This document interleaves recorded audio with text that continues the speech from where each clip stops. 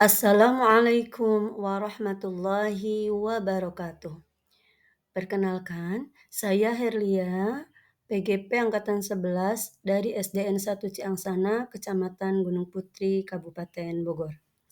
Izinkan saya untuk memberikan refleksi kritis terhadap intisari pemikiran Ki Hajar Dewantara tentang pendidikan.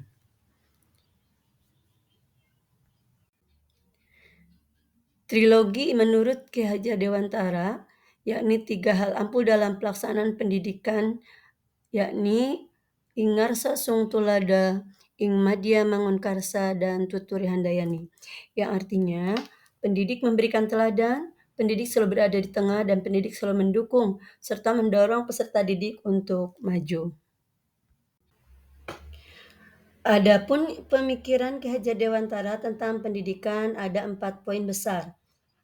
Yang pertama yaitu tentang pendidikan dan pengajaran. Ki Hajar Dewantara membedakan antara kata pendidikan dan pengajaran. Menurut Ki Hajar Dewantara, pengajaran yaitu bagian dari pendidikan. Pengajaran merupakan proses pendidikan dalam memberi ilmu yang berfaedah untuk kecakapan hidup anak secara lahir dan batin.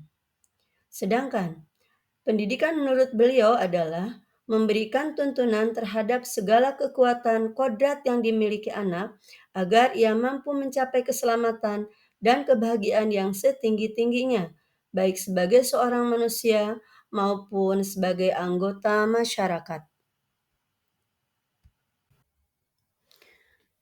Yang kedua, yaitu dasar-dasar pendidikan yang menuntun.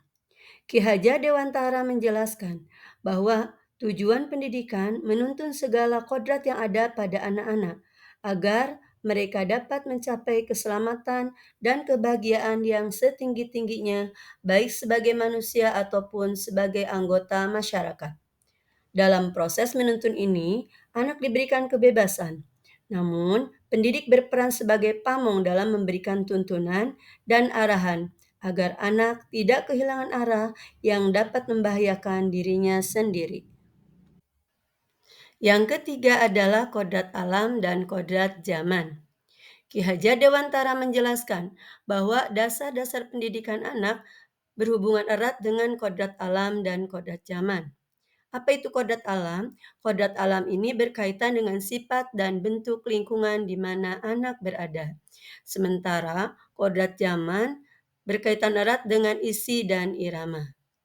Ki Hajar Dewantara juga mengingatkan bahwa pendidikan anak sejatinya menuntut anak mencapai kekuatan kodratnya sesuai dengan alam dan zamannya. Maka pendidik harus mendidik anak sesuai dengan alam dan zamannya itu sendiri. Yang keempat adalah budi pekerti.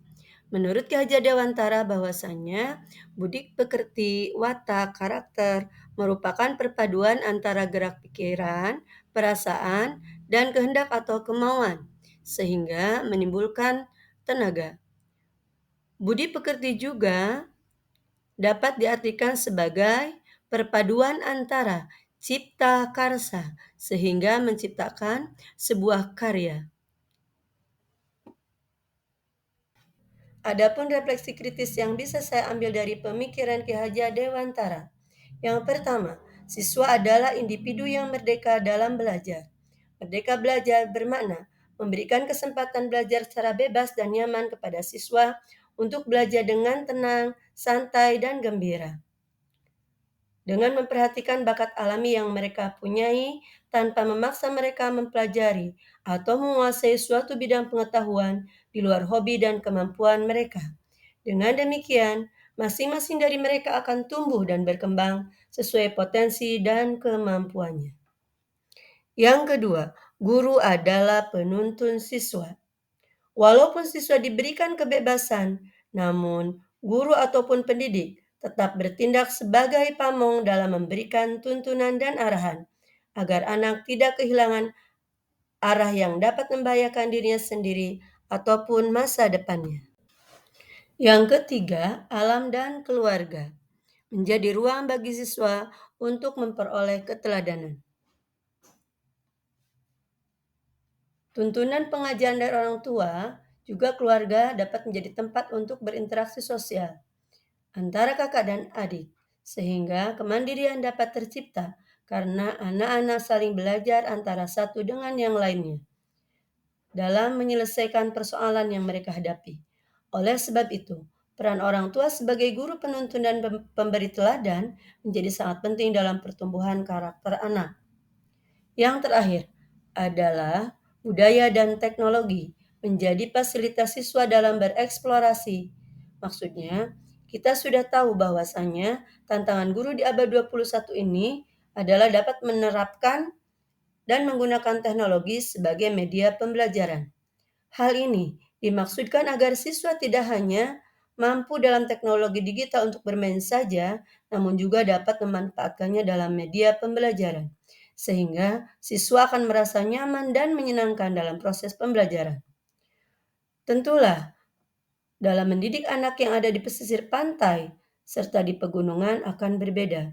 Begitu pula, mendidik anak yang lahir di era 1900-an akan berbeda dengan mendidik anak yang lahir di era 2000-an.